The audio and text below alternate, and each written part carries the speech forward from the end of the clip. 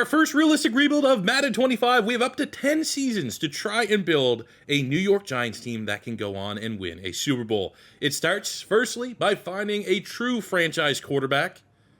And then, to deal with Daniel Jones' terrible contract, we make him into Taysom Hill 2.0 and end up building a team so good that will never. What's going on, everybody? My name is C4. Welcome back to the channel, and very excited for today to drop our very first Madden 25 realistic rebuild with the New York Giants.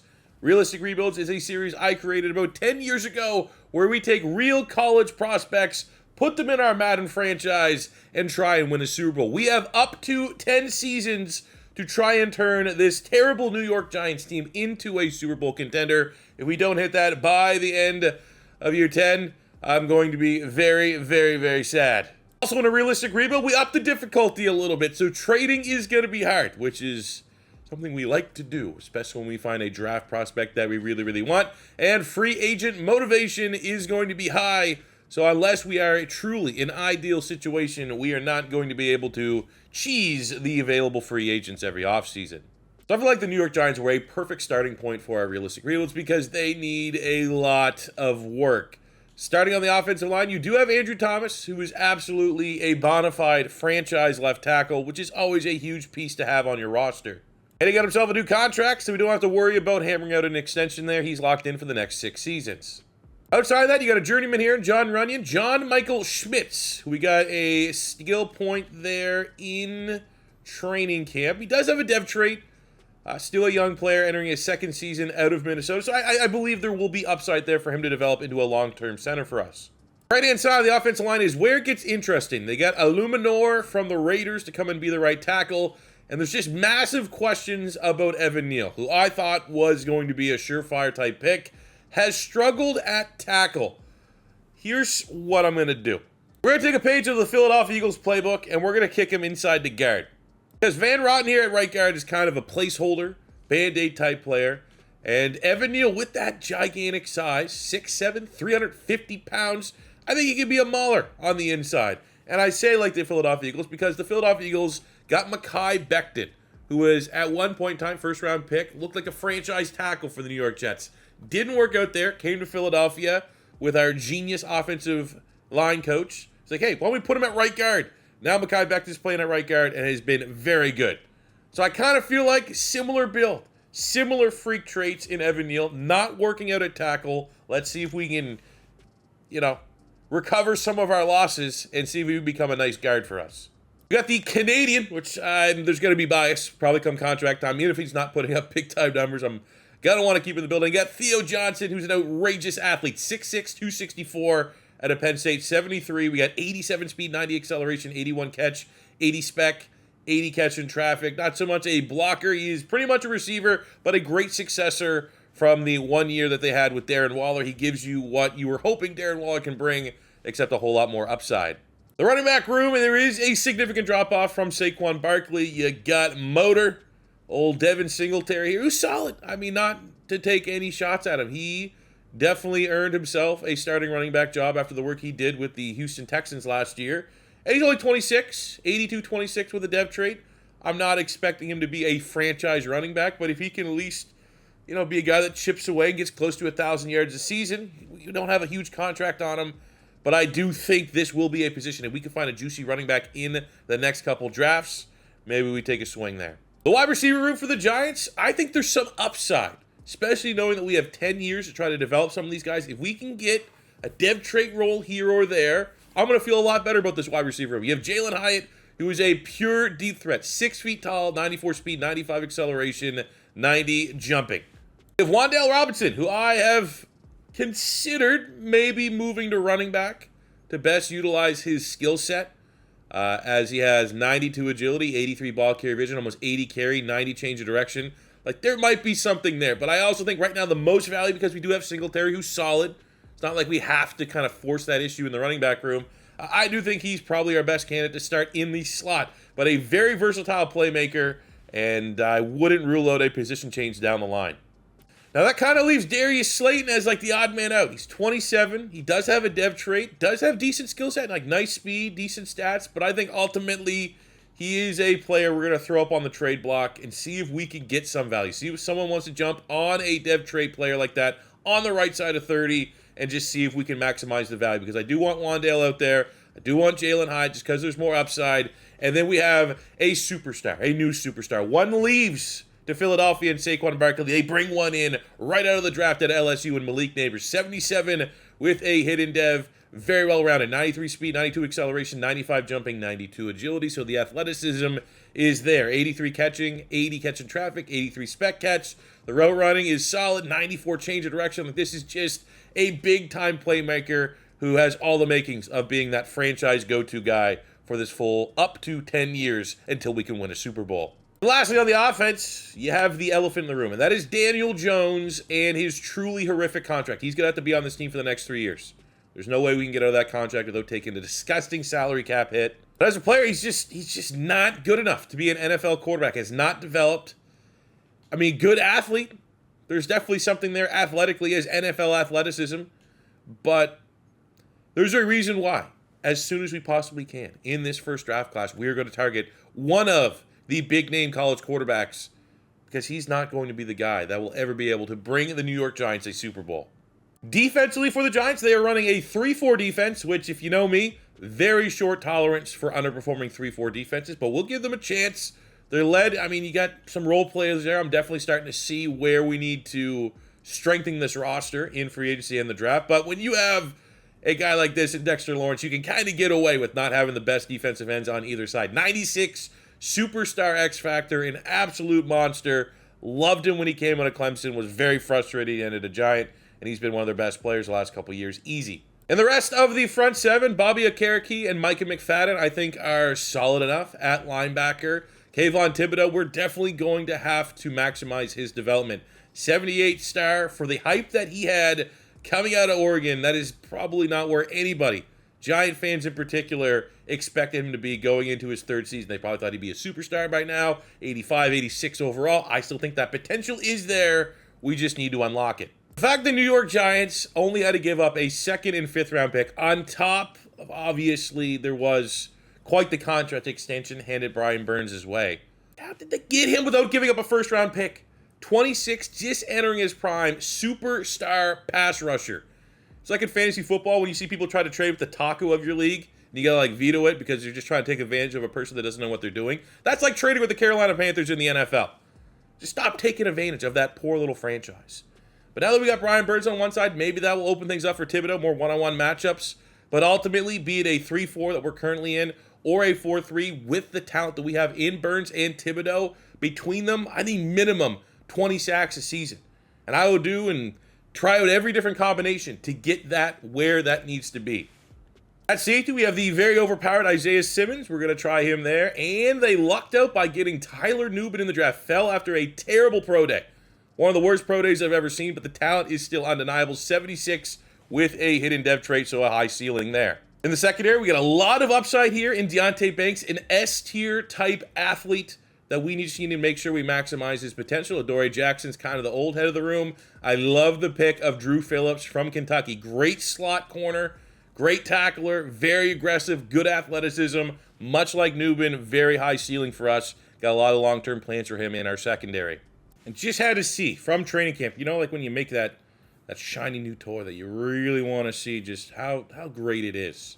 Had to peek in to see the work being done under the hood. How good is Malik Neighbors? Good enough with the worst starting quarterback in the league to get gold medal, even if we're cheesing it a little bit. So ever since we threw Darius Slayton off the trade block, no one's kicking the tires. So I decided I'm going to hit the trade block and see what we can do. We got 27, 78, star dev, Charles Omenu, 6'5", 280, would be able to play on our front three, which in my opinion is our biggest weakness right now. We have Dexter Lawrence, but not much on the other side. Both, this is a straight up swap.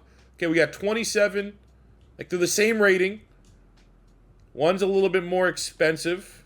So I'm wondering, they need corner help. What if I throw a depth corner in? What if I throw Nick McLeod, who we're not going to re-sign, 72, 26 years old, and a, god damn it, 7th round pick.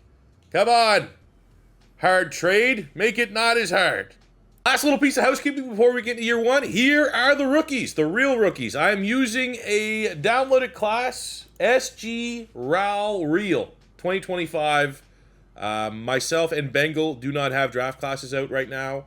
Don't know if that will happen. So this was and appeared to be, after looking through a couple draft classes, the top available one on the roster share. In my personal opinion, had players kind of in the similar range that I would have expected. And I'm also a little bit excited because usually I have a hand in the rosters and the draft classes that are getting made. So there's no surprise. There's no shock and awe. And I think there's going to be an opportunity here that there's the unknown. The unknown that I've been missing and chasing for a good, realistic draft class is finally here. So hopefully we have some fun. Hopefully we find some gems. And as it relates here, first rebuild with the Giants. There's a couple QBs there, man. Hopefully we find the future, the man that can bring this Giants team back to and win a Super Bowl. Now, not all scenarios that you get in Madden 25 franchise mode are applicable, especially for the storytelling of a rebuild, but usually this is a really good one and impactful one, as they want to talk about our first round pick, Malik Neighbors, and the expectations we set for him. These are the good ones because these are the ones that give us really nice XP. And I'm going to set a goal, 80 catches, 1,000 yards. And if he can accomplish that at season end, we're going to get a big-time reward. And I think he can do it. Danny Dimes, force feed, our clear-cut wide receiver one. 12,000 XP. Great, here we go.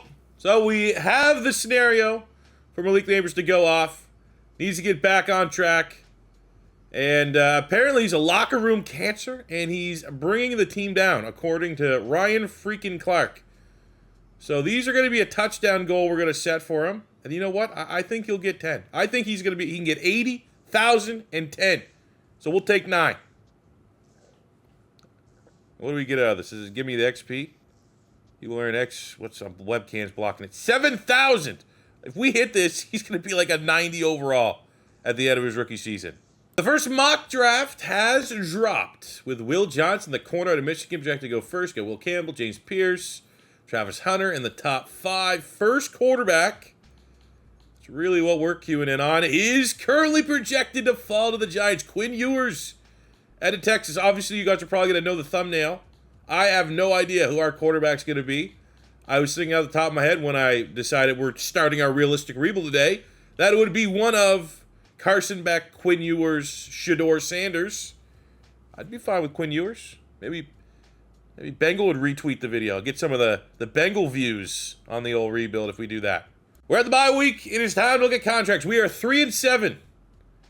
Not only are we 3-7, I was like, well, we have a clear, defined goals for Malik Neighbors. Where are we at? I was like, all right, Daniel Jones, almost top 10 in passing touchdowns. I was like, that's pretty good. And then he has more interceptions than touchdowns. So that's awesome. But the good news, we need 80 catches, 1,000 yards, 9 touchdowns. Touchdowns could be pushing it a little. I mean, we're on pace for 7 or 8 touchdowns at this current rate. I'm confident that we'll get the receptions and yards for that huge XP boost for Malik Neighbors, who, I mean, doesn't even really need it as he's currently an 84 superstar rookie. With $55 million of salary cap, I want to be stingy like a Menahu. I think the interest is there, but I want to see if he keeps that dev trade. If he keeps his star dev trade at the end of this season, I think a 3-year deal, keeping him until he's 30, would be worth it. Jackson's kind of a Band-Aid. Ojulari's surplus, even though there was value there at a time, 24.74 with a star dev. Just, he's not going to be a perfect scheme fit regardless, because Byron Burns and Thibodeau are always going to be ahead of them. Isaiah Simmons is like the fun Madden player, and I think this would be the one, like, I want to continue his development because I do think there's a lot of upside there. Maybe even, switching him back to linebacker. That's a possibility. Everyone comes to a close, and we're about as expected with a Daniel Jones-led team. We go 5-12. Our rankings are pretty bad. 25th offensively, 29th defensively, which tells me the first big move that I'm going to make. Originally, I thought maybe we move on from Brian Daboll, but he is Canadian. He is a coach of the year, and I already invested a lot of points into his tree. So we're going to keep Daboll. I think the offense will give an opportunity for a quarterback, though we will always keep the door open to potentially hire an offensive coordinator that has the QB guru tree But I'll tell you right now, I don't even need to look at the stats. We are getting off a disgusting 3-4, and we're going to go to a 4-3 defense. It's all about maximizing the talent you have on your roster, and we are currently not doing that by... Ooh, this is an interesting one. Cleveland, huh? I feel like the Browns got a pretty good defense. Let's go. Let's do it. Can we make our guys play like Myles Garrett? That's what I need to see. So take a look at our stats this season. Hey, at least we finished with more touchdowns than interceptions with Daniel Jones. 3,700 yards, 29 touchdowns, and a league-leading at 23 interceptions. He did chip in with some decent rushing numbers because he is, again, a good runner of the football, good athlete. 8 and 7 there from Singletary.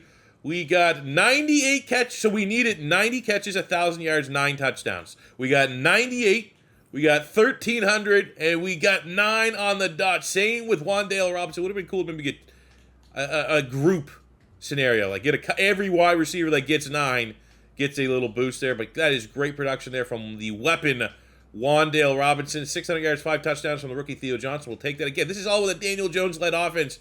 Even respectable numbers there from Jalen Hyatt on a yard standpoint. Defensively, we got 134 tackles, 7 TFLs, 2 sacks, 4 picks from the do-it-all linebacker, Bobby Okereke. 9 sacks, 11 TFLs from Brian Burns, 8.5 from Thibodeau. I'm going to be honest. Those aren't brutal 3-4 numbers. Not great. Underwhelming for the... Maybe Thibodeau 8.5. It's kind of like maybe where he's at as a player, but you need more out of these two. 6.5 from Dex Lawrence. Again, he's almost a 99 X factor on the inside. You need more production there. So I have no issue with the switch here in defense. It's what you should do. If you have this bad of a defense, we've arguably one of the worst defenses in the league. Statistically, changes need to be made, and that is what we're going to do. 2 picks, Deontay Banks, Andrew Phillips with a pick, Nubin, the 2 rookies there. I love seeing them at least getting on the board once this season. Okereke made top 5 for Defensive Player of the Year in the NFC. Malik Neighbors ran away with Offensive Rookie of the Year. Burns and Okereke, top 5 for Linebacker of the Year. Thibodeau also making the short list. Now it's time to claim our prize. First up, Malik Neighbors' his slump. He needed 9 touchdowns. We got 9 touchdowns, 7,000 XP, and a morale bump. And then we have the 80 catches, 1,000 yards for Malik Neighbors that we smashed, and another 12,000 XP on top of what will likely be a superstar to X Factor dev trade increase this offseason. And we didn't get the X Factor for winning Offensive Rookie of the Year or the production that he put up. But from the production he put up, we did get, out of all of that XP, 3 skill points. And we'll pump that all right into Playmaker. And that will have him up to an 88 overall going into his sophomore season. 88 superstar. I mean, again, it's inevitable for him to be 99 and be, the true successor to peak Odell here in New York. So, as it relates to the real players, this is slight bummer. As of mock draft 4, it looked good. And then out of nowhere, the Cardinals are somehow being mocked a quarterback, which I don't think would be the case because they have Kyler Murray. But if they're picking at number 1, maybe they're unhappy with Kyler Murray. But I kind of want Quinn Ewers. And we currently have pick number 5. So, we'll figure that out. As far as the rest of the dev traits are concerned, on the offense, Theo Johnson was a hidden dev, and he finishes his rookie campaign as a 78 star. And as far as dev traits on the defensive side, as well as previewing our new look 4-3 front, linebackers remain the same. I thought McFadden might have had a chance to go up to a star. Nubin was hidden dev as a star. Andrew Phillips was a hidden dev. He is a star. Brian Burns, Thibodeau, Lawrence make up our new front. And Brian Burns with a really nice season. I mean, honestly, that's S tier for a 3-4 edge to get the kind of production he did. He is up to a superstar X factor, an immediate return on investment on that big-time contract the Giants gave him last offseason. For our last bit of housekeeping, we are going to pick up the 5th-year option on Kayvon Thibodeau. However, we are going to decline the option on Evan Neal and try to get ahead of, I think there's still a lot of growth and development there for him at guard. Lock him down to a cheap, affordable, long-term contract, development guard, and I think we'll reap the benefits when he finally peaks. So before free agency, it's always good to remind ourselves just the pure disgustingness of Daniel Jones' contract. Just to confirm, there is no upgrade over Daniel Jones available on the open market here in free agency. Now, with the free agency motivation set as hard, I had to overbid on everybody because the only guys that look like they could contribute next season, we have Sanborn, we need a depth linebacker. Bobby Brown, we're still chasing a D tackle too, and we need a starting strong safety. We had overpay just to even get to the table. My expectations are not super high. I mean, maybe no offers come in on Sanborn, but we miss out on Forge, which would have been a huge get. Luckily, we land Bobby Brown. He can play D-tackle right next to Dex Lawrence next year. With a look at the final mock draft, if we want Quinn Ewers, we're going to have to pay up. So our homework has been done on the quarterbacks this year, and the value lies in Quinn Ewers. Milroe, Sanders, Beck, Ward, all players, hell, even Aller and Dart, that we will likely feature at some point in a realistic rebuild. But to start out with the first pick, the belle of the ball, that would be Quinn Ewers. And that means we need to be aggressive in trying to trade up. A rude awakening trying to trade for the first overall pick, even with pick number 5 as what we're starting off negotiations. You wouldn't think we're that far apart. Looking at a trade value chart, NFL pick trade value chart, the number 1 overall pick is valued at 3,000 points. The number 5 overall pick is valued at 1,700 points. So there's a 1,300 point gap. For a pick that is worth 3,000 points, I paid closer to 4,000 points with my first round pick this year at pick 5, first round pick next year, second round pick next year, and then in 2 years' time, our second and third round pick. And that still wasn't even enough. I had to throw in Devin Singletary, starting running back. 27 years old, 84 with a star dev. But we're able to get that number 1 overall pick, and Quinn Ewers better be good. The New York Giants are on the clock. We do still have our second round pick this year, which is huge because we need a starting safety. Now we need a starting running back. So there are definitely starters that need to be had outside of this first round, but we were able to, and this is like a normal depth. I have no idea what to expect this draft. This is blind picking.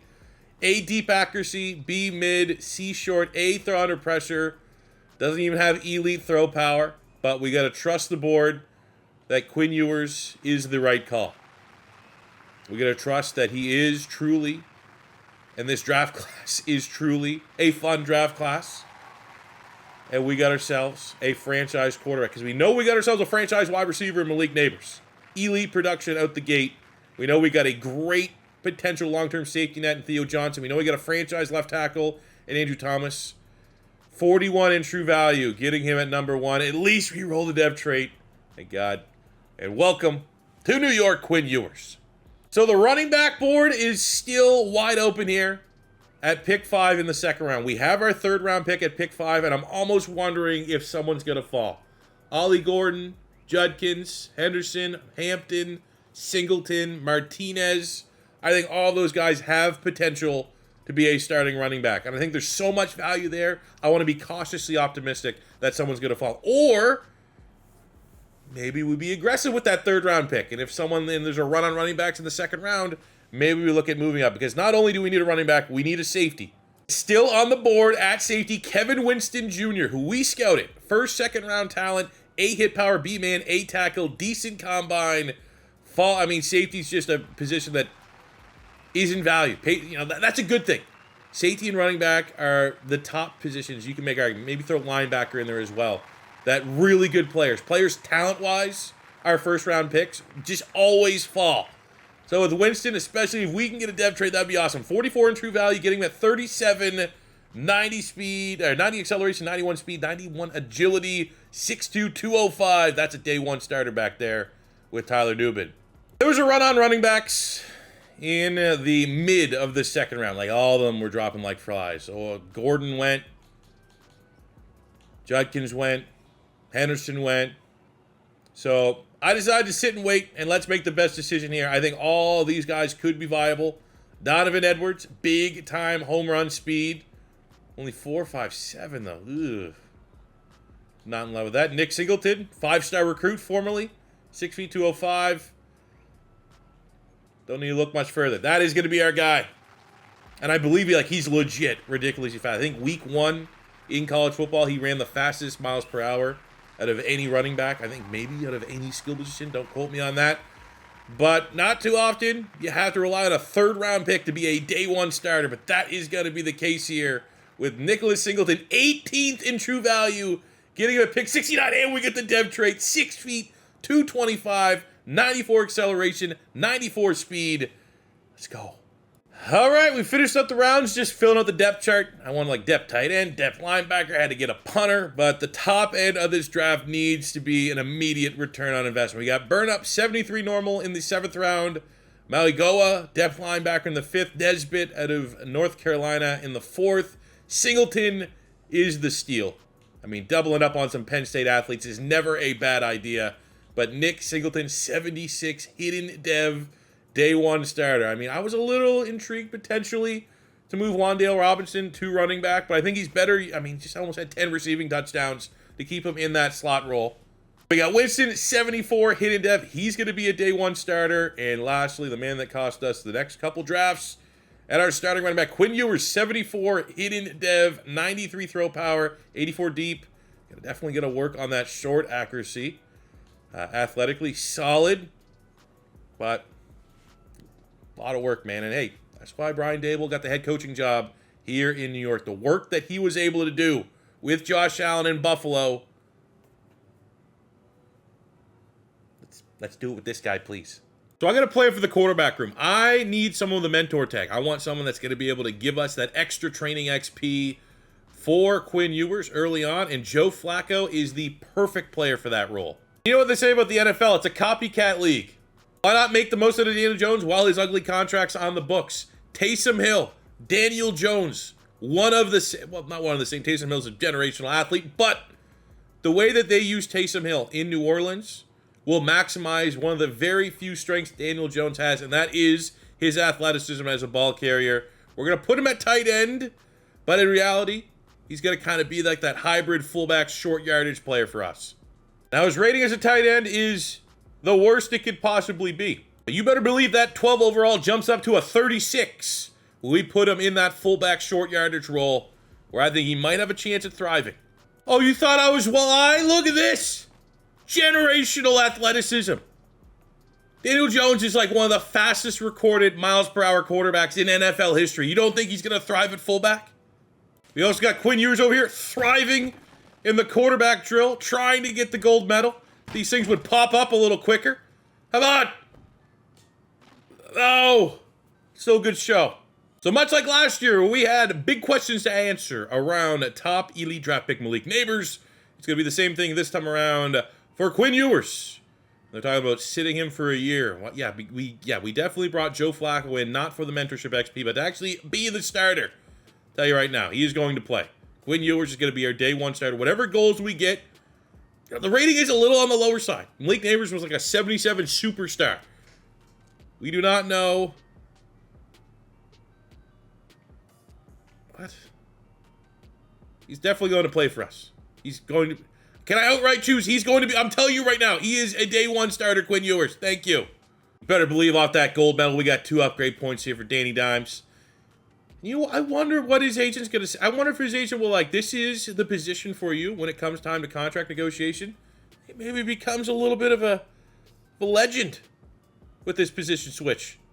And no pressure at all, but coming out of training camp, we got 2 skill points here for Quinn Ewers. I'm going to go into the scheme fit, because that's all about Brian Daboll, making sure he's the right fit for said scheme, even though we might not outright get the immediate overall bump ups. I think that's going to be best for the long-term health of our quarterback.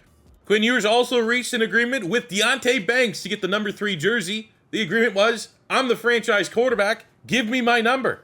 We got the first game of the Quinn Ewers era starts on the road against bitter divisional rival Philadelphia Eagles. Let's hop in and see how badly this could potentially go, or maybe we shock the world. Philadelphia score on their opening drive, of course. Let's utilize some of our new exciting weapons here right away. We got our new Penn State running back. Oh, great block, 73. I was kind of hoping we might get a Daniel Jones 1-yard power bomb type run for a touchdown, but I will take a screen pass to the house. Okay, hello, Jalen Carter. I'll pick on the linebackers. Devin White sucks in coverage. There we go. Malik Neighbors, slant cheese to tie this one back up at 14 just before half.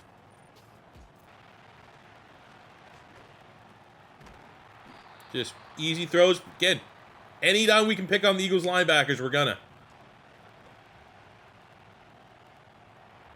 Oh! You know what that means? You have to beat Jordan Davis in a foot race. Quinn Ewers. Maybe he did learn something from Daniel Jones. Tucks and runs on the opening drive of the second half. And the Giants have the lead.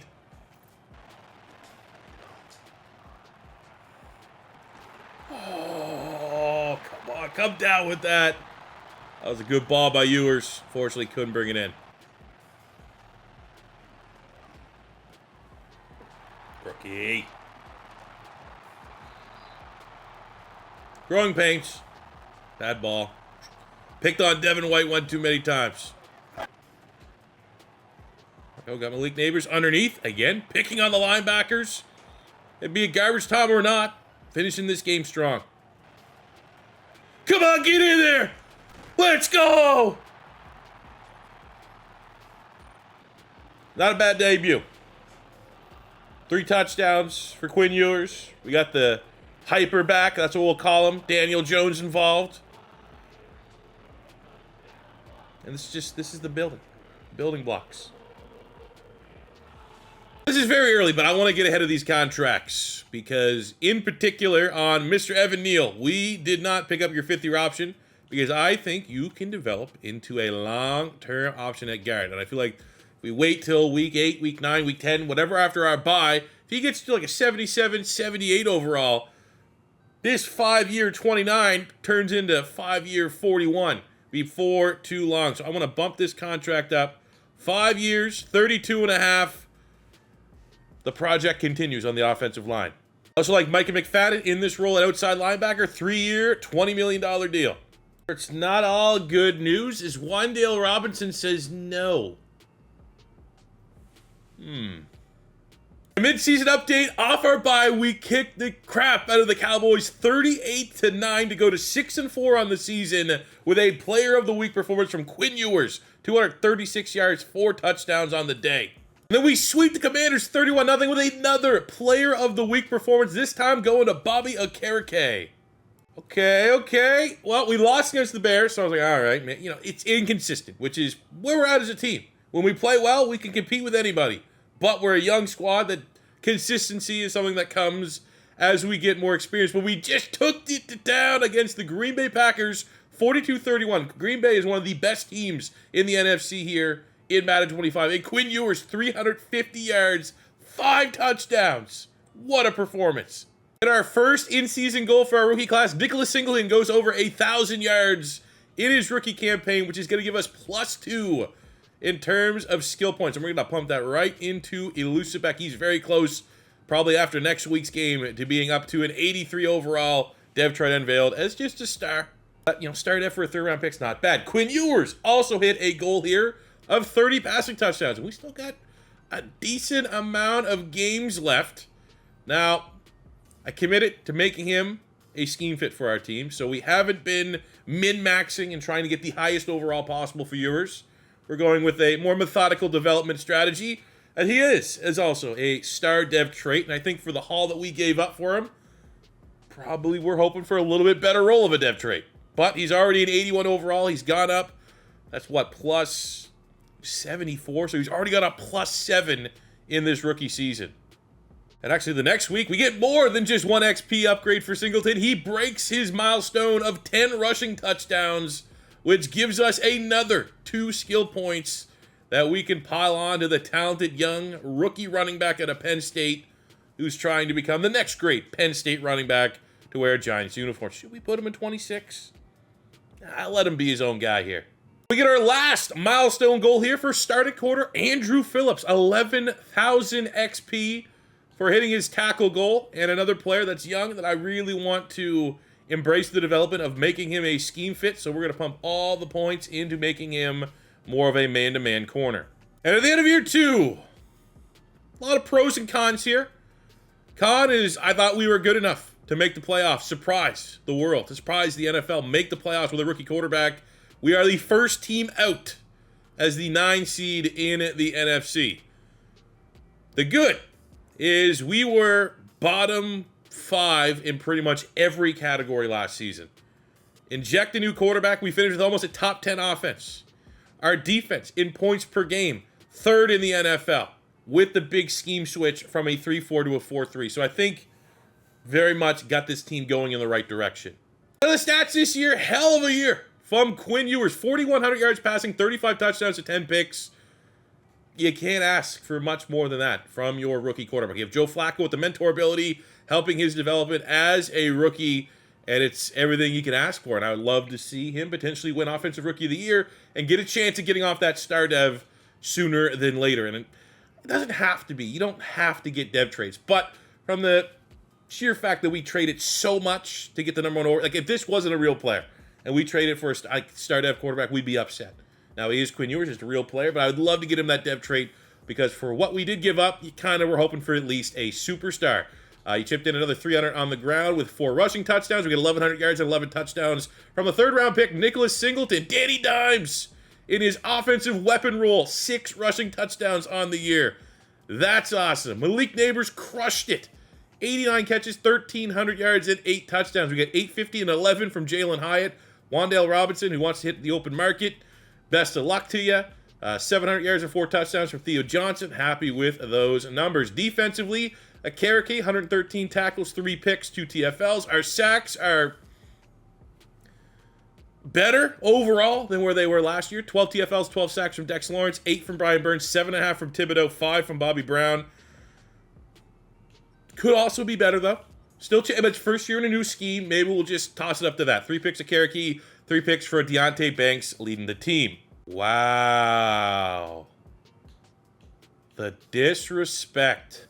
Quinn Ewers does finish as a top 5 quarterback in the NFC, but we got no award winners, and I think that is an absolute robbery. Maybe not. And at the end of the year, no dev trade increases. I think Malik Neighbors had a shot to go up. Definitely thought Quinn Ewers would. Defensively, we got no one lost, no one regressed, and we gained from superstar up to an X factor on the middle linebacker, Okereke, which is nice, especially because before my controller died, he's getting up there in age at 30, so hopefully it'll help with his regression a little bit. To close out the regular season, at least Dallas did not win the Super Bowl this year. For our last piece of business, we're not going to franchise Wan'Dale Robinson, even though it would be pretty cool to keep him, and he's definitely earned a second contract, just not at $34 million next year.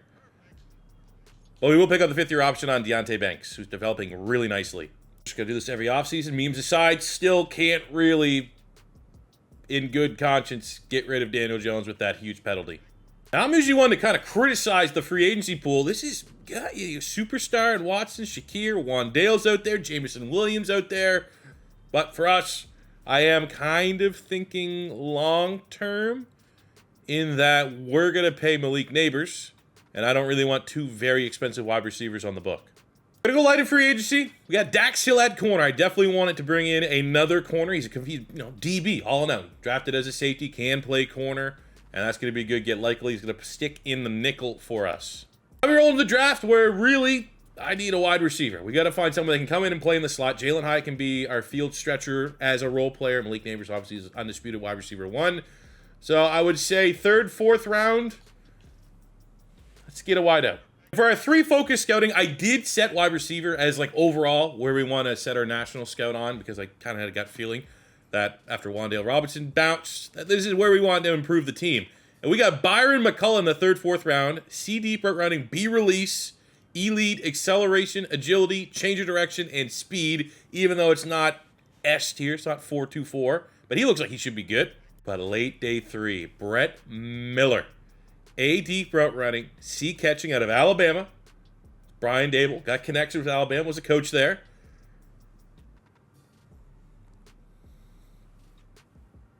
That's our guy.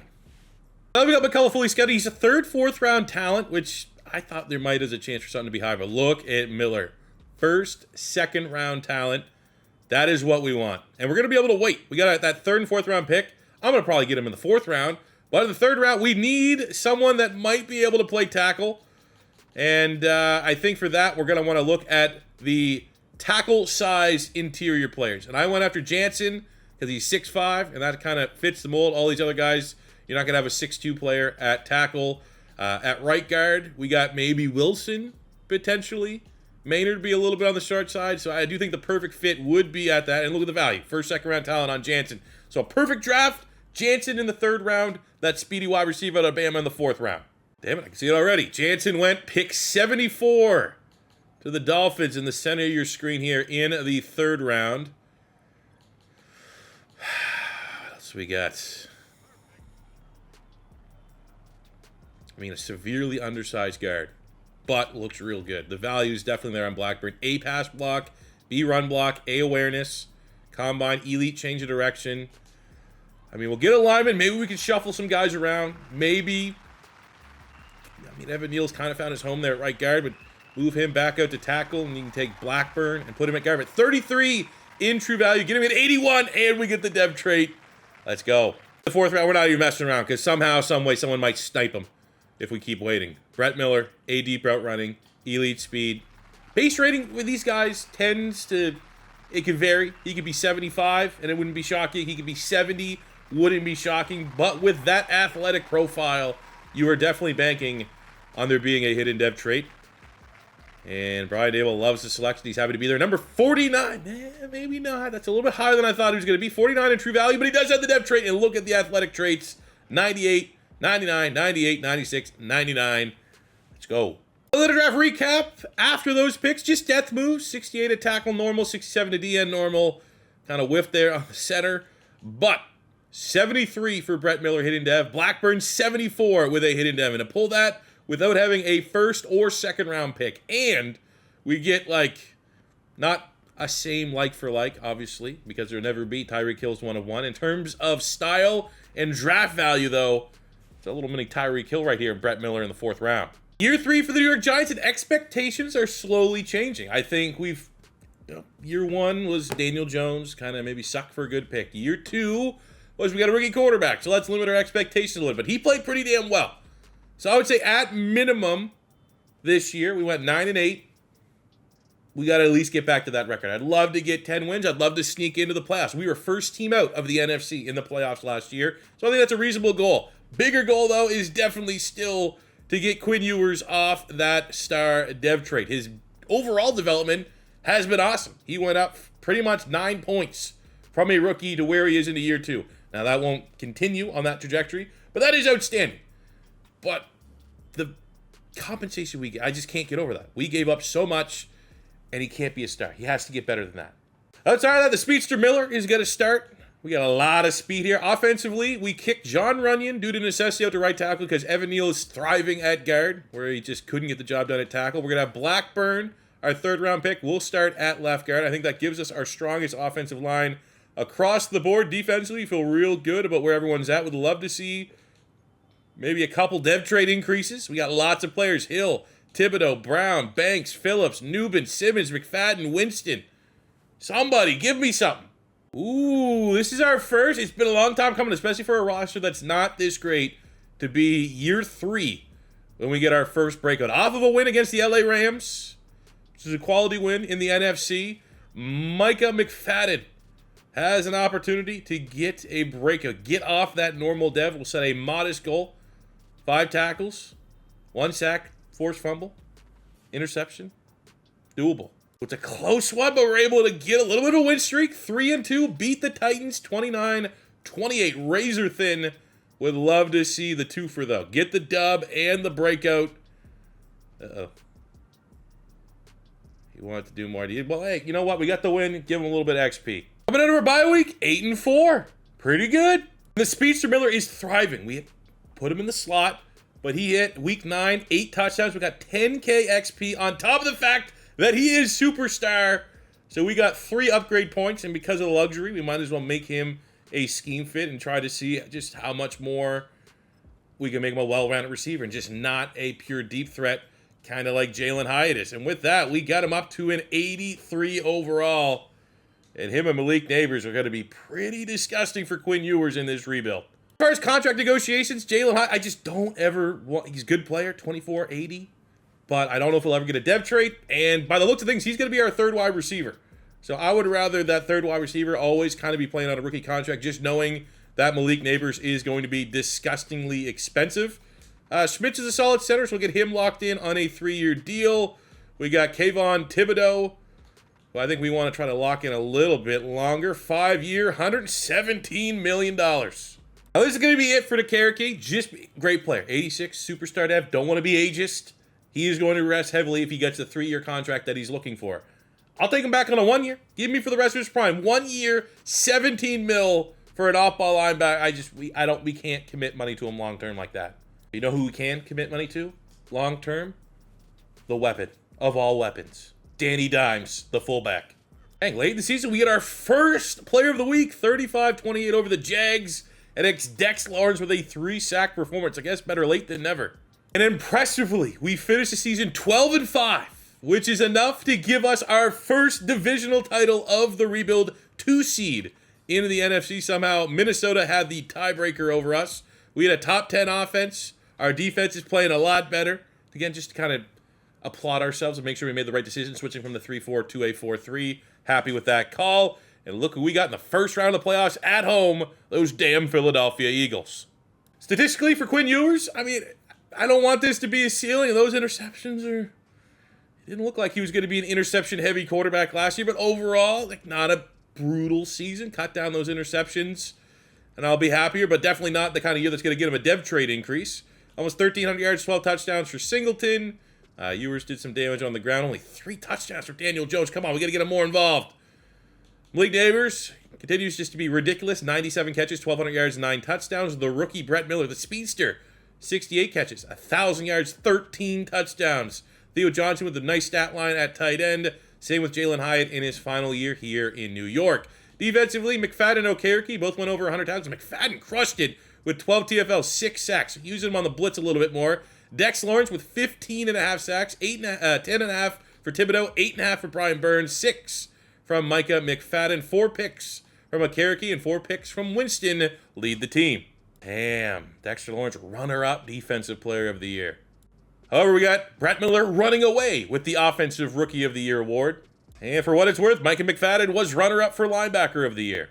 Oh, that's not what you want to see, though. First playoff appearance as the 2 seed, and we get upset at home in a double overtime thriller, 41-35, where neither quarterback played particularly lights out for that high scoring of a game, but Ewers was decent.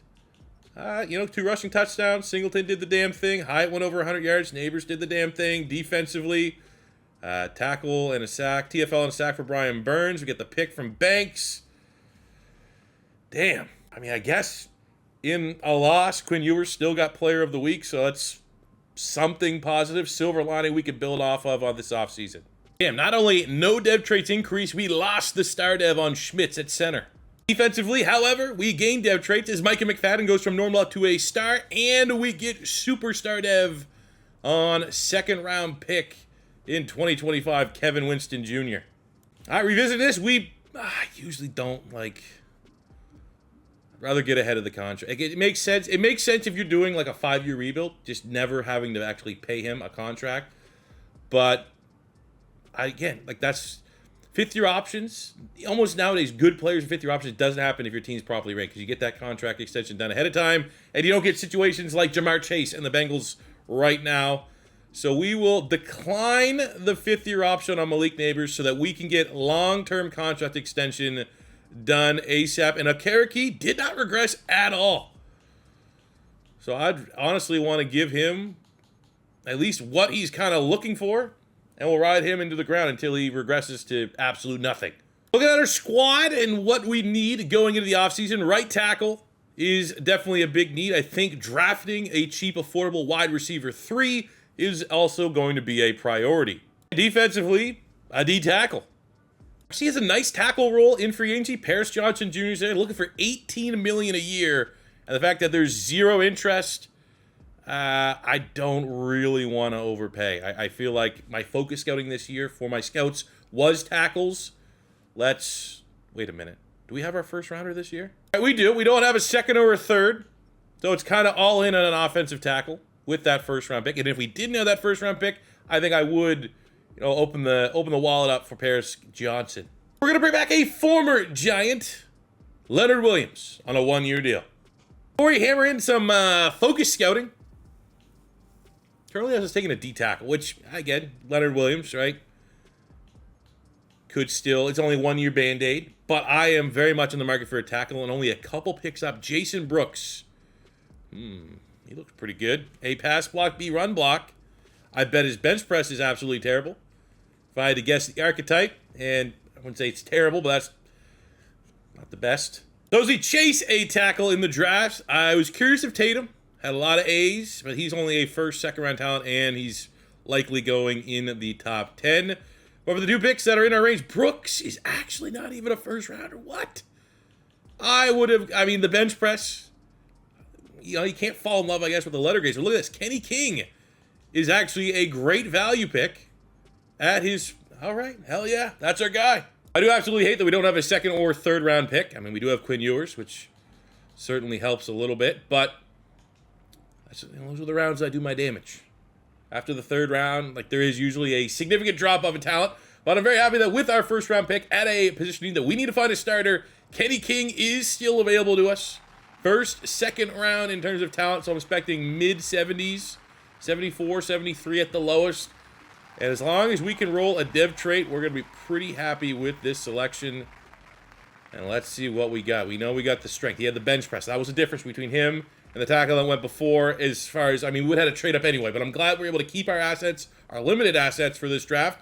And we make a hell of a pick, 26 in true value, getting him at 24. Oh yeah, hidden dev, let's go. For the rest of our picks, I honestly just went for depth chart spots. If we did not have the roster requirements, I'd make a pick. We got 66, 65, 66 quarterback, 67 outside linebacker, just filling out depth, but the man that we needed to be good was a hit. Kenny King at a UCLA, 6'8", 330 almost, 74. Not the best scheme fit, but I'm not worried about it.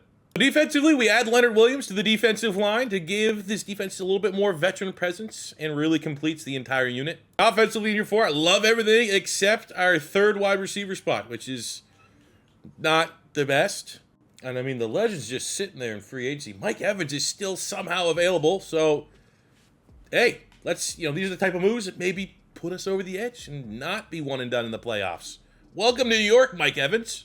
And here at year 4, you want to talk about a dream start to the season? We beat the Philadelphia Eagles. We put a lot of points on them, 38-23, and a player of the, we had 1 player of the week all of last year, and it was defense. Quinn Ewers, 360, 5 touchdowns. That's how you start a season. Mid-season of year 4, continuing that hot start. We had 1 loss. We slipped up, but 6-1. And look at the rankings. 3rd offense, 3rd passing offense, best rushing offense, top 10 defense. Everything is going the way of the good guys. Dallas right on our tail, though, in the division. Not really getting much of a head start. But I am so happy to see $155 million of salary cap because decisions need to be made. Simmons, Williams, we already knew you were going to be a 1-year deal. But we got Phillips. We'll lock him in for a 4-year. Tyler Newman's been real solid for us. Great value pick. We'll lock him in. Throw a 4-year deal to DeAndre Banks to keep him for the remainder of his prime. We'll give Dex Lawrence a 3-year ooh, okay, he wants a little more. We'll just stop beating around the bush.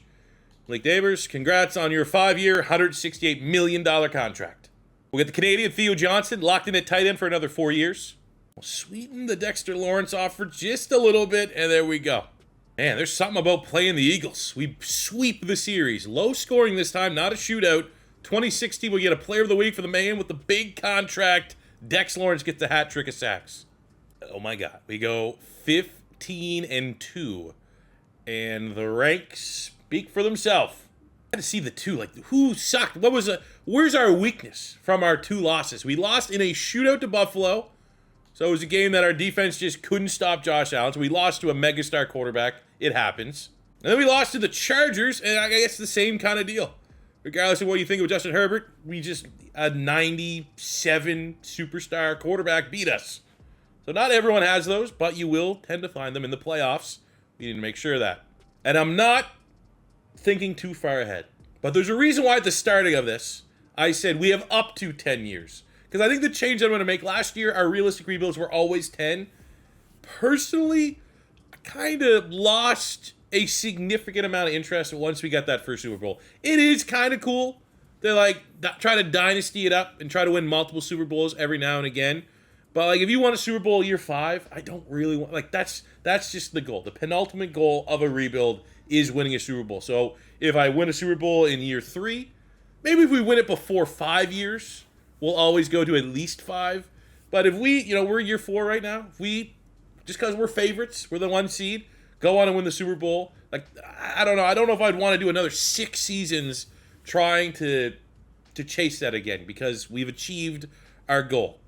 So that's kind of where I'm at right now. I'm happy with that. Feels pretty good. And also, 10-year rebuilds, which I do in college football, they take 2 days to record. Whereas if this finishes, say, year 4, 5, 6, 7, you guys will be able to watch this here on Wednesday, which will be pretty cool. But either way, our team is awesome. And let's break it down. So Quinn Ewers, top 10 in passing with 4,300 yards, 38 touchdowns, and he cut down on the interceptions. That is the big change from last year to this year that we need to see in his development. Nicholas Singleton, well, we've tapped in to the Saquon Barkley of this Giants offense.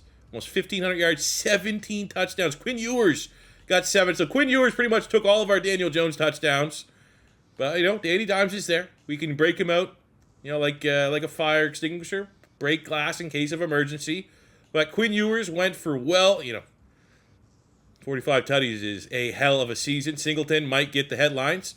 Malik Neighbors, 95 catches, 1,200 yards, only 2 touchdowns. So a little light there.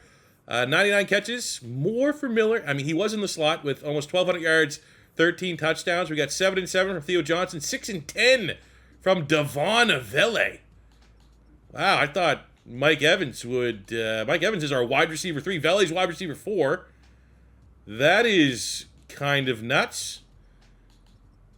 Defensively, McFadden led the team, 92 tackles, 10 TFLs, 3 sacks, 2 picks. He's really come on here as of late. Kayvon Thibodeau.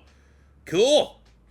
7 TFLs, 13 sacks, 7 sacks from Burns, 6 from Dex, 3.5 from McFadden, and Banks led the team with 3 picks. Ewers top 3 in MVP voting. Brian Daboll. Glad we stuck with him, wins Coach of the Year. And for the hardware, at the end of the year, Quinn Ewers gets Quarterback of the Year, so maybe, just maybe, finally, we'll get that superstar dev for our quarterback, and Nicholas Singleton won Running Back of the Year. And there's an opponent to play in the first... sometimes you got to beat them, and of course, look at their rankings, pretty much in line with ours. I mean, it's a good mark. If we could beat Dallas, which we did, we swept them in the regular season, and we handle business. Get the win. Player of the Week performance by Singleton. Okay. Dispose of the Cowboys 27-17, and somehow, someway, maybe the only other team that we could have potentially started a realistic rebuild with because they're so bad, we are 1 win away against them of making the Super Bowl here in 2027. Looking under the hood of the Panthers, how did they get here? Well, I mean, offensively, not bad. Bryce Young is developed. They got Tyreek Hill in free agency, so that definitely goes a long way. But you gotta 15-2, you gotta be able to beat Carolina and feature in the Super Bowl this season. So let's see how it breaks down. They still, I love it, committed to Bryce Young. Check out yesterday's video where we completely revived the career of Bryce Young. Or actually, he did take a stop with the New York Giants, oddly enough. But here we go. Sit front row, grab your popcorn, and let's watch this 15-2 team not choke. We are not necessarily lighting the score, but up. 7-7 ball game. We do punch it in for a touchdown at the end of the first half, but so does Carolina. They respond, and we go in equal. Our defense get a stop or hold them to a field goal would be huge, but it does feel like anytime they do something, we can equalize. Anytime we do something, they can equalize. 2 very evenly matched teams, and we get them to settle for a field goal.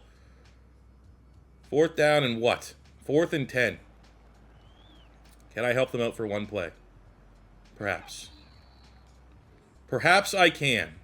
Just to give them one little push in the bum. And then they'll have to do the rest. We got Big Mike Evans. We got the Canadian Johnson, top of the screen. That's where we're going to go. Oh, Canada. Oh, baby.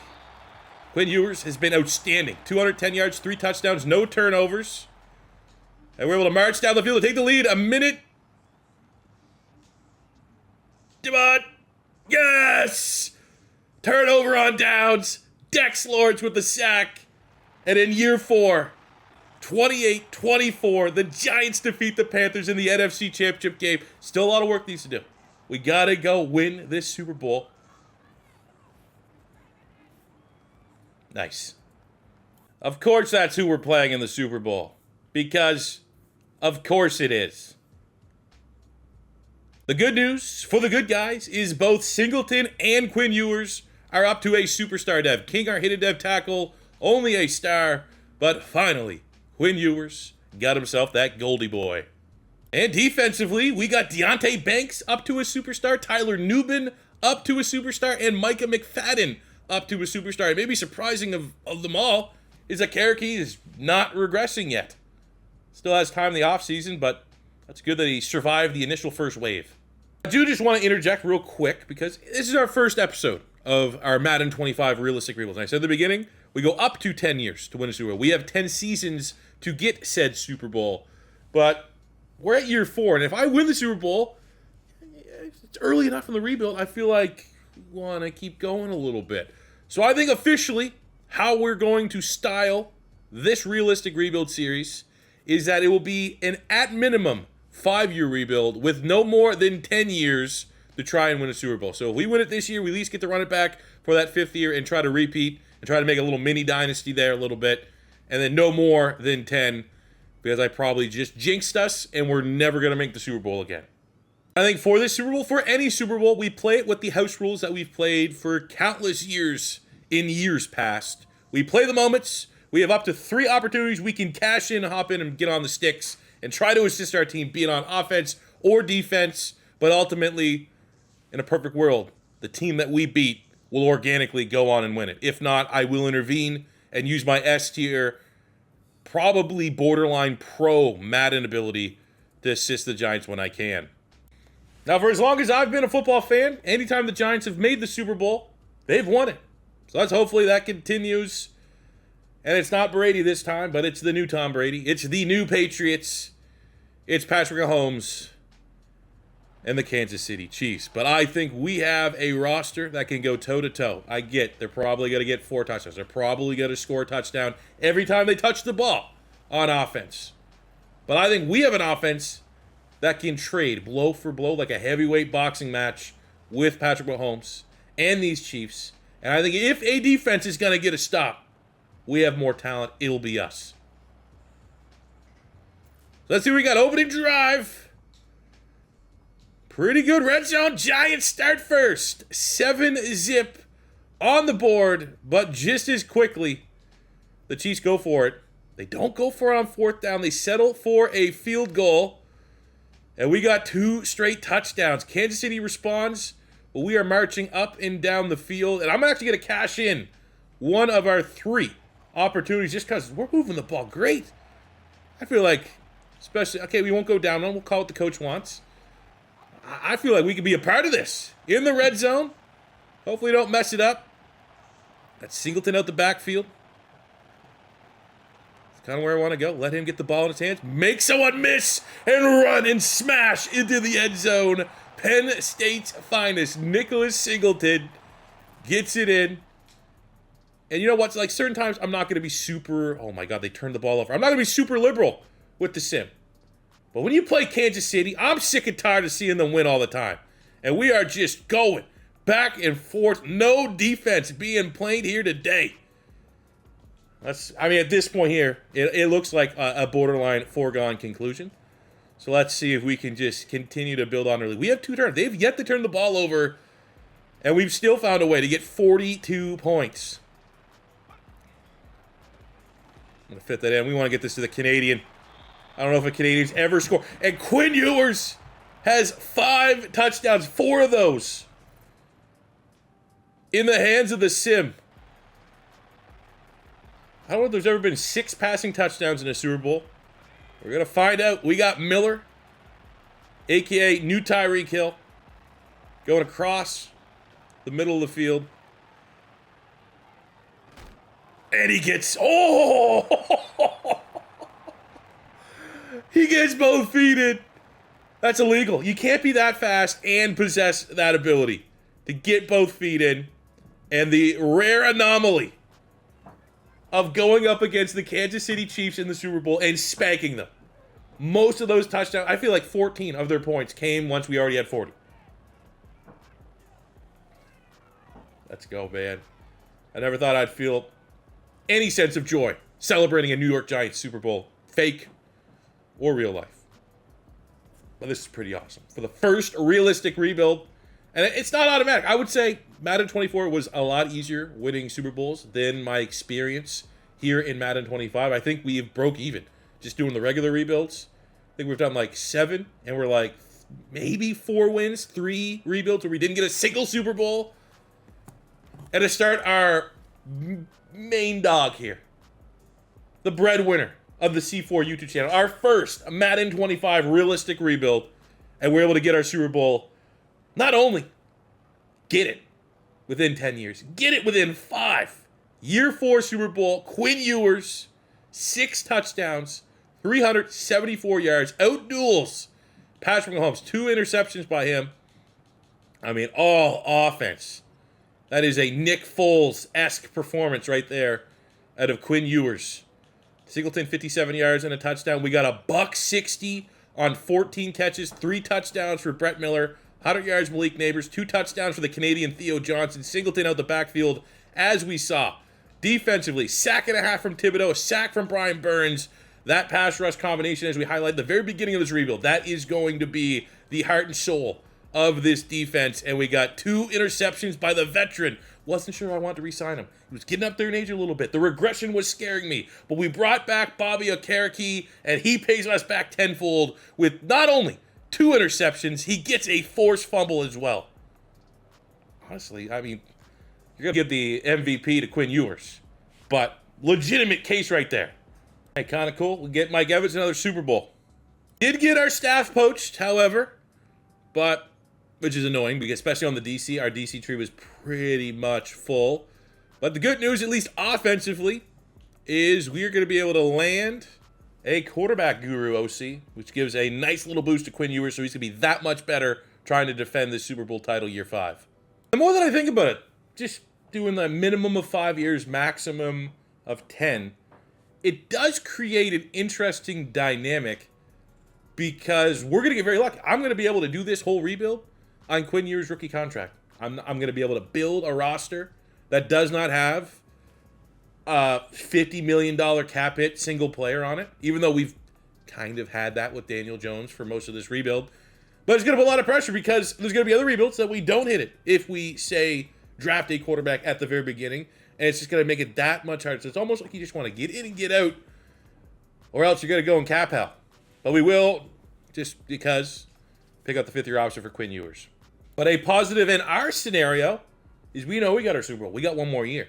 So knowing that we have 1 more year, we could be that much more open-minded, I'll say, with our salary cap to spend it on the open market because it's no good to us at the end. We got $82 million. So looking at our offense, wide receiver 3 to kind of complete it. I think wide receiver 3, maybe a power back. I think the O-line is awesome unless we can get a considerable upgrade at center where Smits is and has regressed down to a 78. But generally speaking, offense pretty good minus a slot wide receiver. Defensively, we could use an outside linebacker. We could use a D tackle. And they're right on cue, unfortunately, even though he arguably was Super Bowl MVP. Okereke gets hit with absolutely disgusting regression for a player that is still playing ridiculously high-level football as we lose both his X Factor, his superstar, and down to a start. Oh, that is... Damn. Damn you, Madden. Looking at free agency, it's very much, we know we only got 1 year left type of deal. I wanted a power back, and we got exactly that in one of my favorite running backs from last year's draft class in real life 2024, Braylon Allen. Blastoise. He's built like Blastoise. He is a player that I desperately wanted my Philadelphia Eagles to get. But hey, the Giants have him now, and he's going to be a power option behind Singleton, who is a good mix of power anyways, but he is a little bit more of a finesse runner. I wanted to add another linebacker, so we're kind of getting now guys that might be chasing a ring. We got Olukun here, formerly of the Jacksonville Jaguars. He's a tackle machine. He's just going to kind of round out the linebacking core there a little bit. We'll only play in our base front. We do need a new D tackle. And Jonathan Allen makes the jump over from divisional rival Commanders on a 1-year, $10 million deal to try to chase a ring. And we, kind of continue with Mike Evans. I want to get a veteran wide receiver in the mix. And that's what we're going to do here with Jerry Jeudy, 86 overall at 29 years old. His clock is starting to run up a little bit, and he wants to go chase a ring and try to have some of the same success he had at college with Alabama here in the pros. And with our final first-round pick of the reel, pick 32, we got to get the BPA. And I had some scouting on wide receiver just because I didn't know we're going to land that third wide receiver earlier. And we got two real good ones. One is a steal. And you know what? Honestly, I'm just going to draft them both. We got Picard here in the first round. It's an easy layup pick. First round talent, 8 deep route running. And he's 4.3 speed. And no elites. If I did not have the 100% scouting done, I would maybe be a little concerned that he's not built differently in the way that we like to buy our stock in blind guessing some of these guys. You want the elites. You want the elite acceleration, agility, yada, yada, yada. And then, boom, number 6 in true value at pick 32. Oh, no dev trait, though. That's kind of gross. I just want to make this pick now just out of pure curiosity. We got Cliff Portis, who I had all those letter grades before I decided to focus scout him. And I was like, well, that guy looks sick. A, catching traffic, A, catching, B, deep route running, B, release, 6'2", elite strength, 4. What you're looking for is, it would be nice maybe if that creeped into the 4.3s. 3-corner 20-yard shuttle. Definitely a little bit off-putting if you were blind scouting him, but we're not blind scouting. We did the legwork, and he should also be very good. Number 15 in true value at pick 64, but no dev trait either. Wow. We stunning on him. We just, that's what we do. We got Don Staley, not the coach, out of Florida, 75 hidden dev running back. That's probably didn't need Braylon Allen when you can get players like that. We got Matthew Ingram, 75 hidden dev linebacker out of Arizona State. Pretty good. 87 hit power, can do it all. Like, honestly, we literally got our free agency signings. We found probably better players in the draft. Didn't need Braylon Allen. We got Staley to be our RB2. Ingram, probably didn't need Olukun. He could probably start right away at that linebacker spot. And then we doubled up on the wide receivers that we scouted and did the legwork on. 75 normal. It stings a little bit. 77 normal.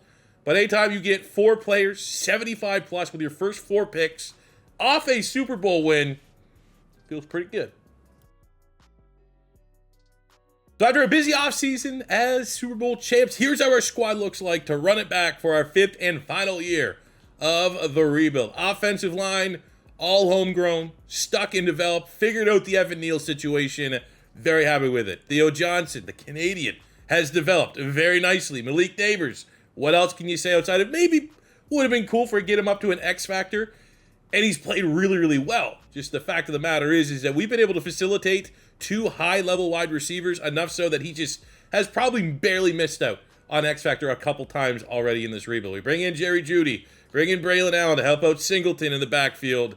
And obviously, offensively, the star of the show has been Quinn Ewers. 25 years old, got himself a Super Bowl ring, got himself a Super Bowl MVP after 6 touchdowns, shattering records.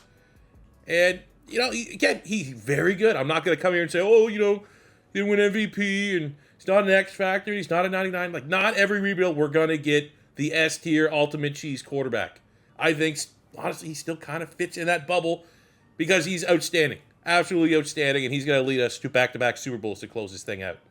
And defensively, I think making the switch when we did from a 3-4 to a 4-3 saved us. I think that is how Brian Burns is still an X factor. Dex Lawrence is always going to be great. We bring in the vet John Allen. And Thibodeau has been a solid producer.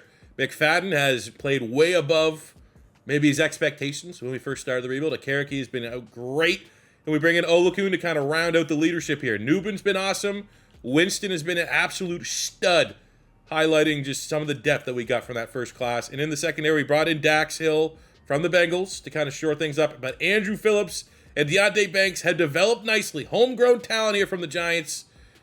And I think we've done it the right way. You're not going to find a cleaner, realistic rebuild through 5 years and what we've been able to accomplish here in New York. Now it's time. Year 5, we're going to win another Super Bowl. So I just simmed right to the end of the season. And the first page that opened up was this. And I just kind of looked. I was like, I'm 3rd We didn't make the playoff, but luckily, the NFC East was the NFC Beast, and 3 teams from the NFC East will be making the playoffs, but we got to run the entire gauntlet here, trying to defend our Super Bowl crown in the wild card round. But again, #1 offense in the league, #1 rushing offense, top 15 passing offense, top 10 defense. We still look pretty damn good. Statistically, Quinn Ewers was outstanding. 4,000 yards, 39 touchdowns to 6 interceptions. Statistically, his best season yet. Also had 400 yards and 6 touchdowns on the ground. Nicholas Singleton's just starting to heat up. 1,500 yards and 17 rushing touchdowns. Saquon Barkley, who for the New York Giants. Malik Neighbors, 112 catches, almost 1,400 yards and 12 touchdowns. Brett Miller, who has carved out his own legacy. It wasn't all the Malik Neighbors show. He has been very good. 1,000 yards, 15 touchdowns. Johnson with almost 700 yards and 7 tutties. And Judy, very much the veteran role player that we brought him in for. Cherokee led the team with 105 tackles, 4 TFLs, and 2 picks. 12.5 sacks from Thibodeau, 9 from Brian Burns, 6 from Dex Lawrence, and 5.5 from McFadden, who's been surprisingly utilized as a pass rusher here. Interceptions 3 for Hill, and Banks leading the team, but pretty much everyone in the secondary 8 this season. We got it! We got it! Said it, right, just highlighting everything he's done so far. We don't always need the MVP, don't always need the X-Factor.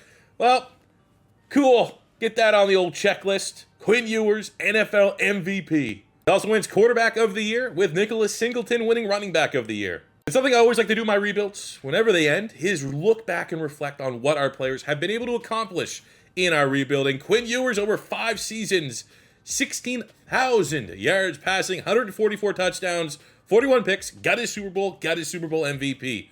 Running the ball through, 4 seasons? We got 5,300 yards from Singleton, 57 touchdowns. All super weapon fullback over here, Daniel Jones, 2,300 yards, 27 touchdowns. And Quinn Ewers has been dynamic. He's been able to run this offense and keep the mobility option that we had with Daniel Jones perfectly fine, which was always maybe a slight concern. For our primary receivers, through 5 seasons, Malik Neighbors at 6,500 yards on just under 500 total catches with 40 touchdowns. 3,500 yards, 27 tutties for Theo Johnson. 3,200 yards, 41 touchdowns for Brett Miller. I mean, all these guys absolutely ate every single year. No down years. I love to see it. For mostly our team, obviously some of this was with the Colts before he joined in free agency, but a Cherokee goes over 1,000 tackles with 46 TFLs and 20 picks. We have 87.5 sacks on 109 TFLs for Brian Burns, splitting time between us and the Panthers. Jonathan Allen obviously did that mostly with the Commanders, but hey, Thibodeau, homegrown. 372 tackles, 63 TFLs, 67.5 sacks, 99 TFLs, 67 sacks for Dex Lawrence. And on the interception front, 24 a Cherokee, 15 for Deontay Banks, Winston with 10, Newbin with 7, McFadden, who had a really nice career for us as well, with 22 sacks, 60 TFLs, and 6 interceptions, 5 picks for Drew Phillips. But it's time to go on a run. Are we going to be able to defend our Super Bowl crown, or are we going to fall flat on our face? We have the defending MVP, we are the defending champions, and we're at least going to go on a little bit of a run where we get a Player of the Week performance from Dex Lawrence, 2 sacks on 6 tackles. A game that wasn't really that close between us and the Carolina Panthers. 34-21 to the good guys. Quinn Ewers was magnificent. Up next, we get the LA Rams, who are pretty good. 87 overall, 12-5, top 5 offense, top 5 defense on the dot. So it's going to be tough, considering that we aren't nearly as good as we were last season. Come on.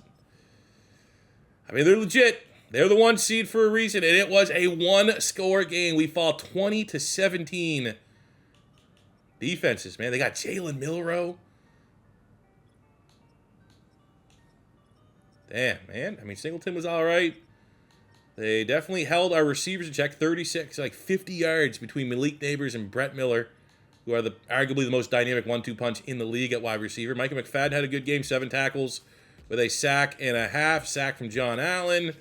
No turnovers, and that was probably one of the ugliest football games all season long. We're all right with that Super Bowl champion to close things out. We're all right with that.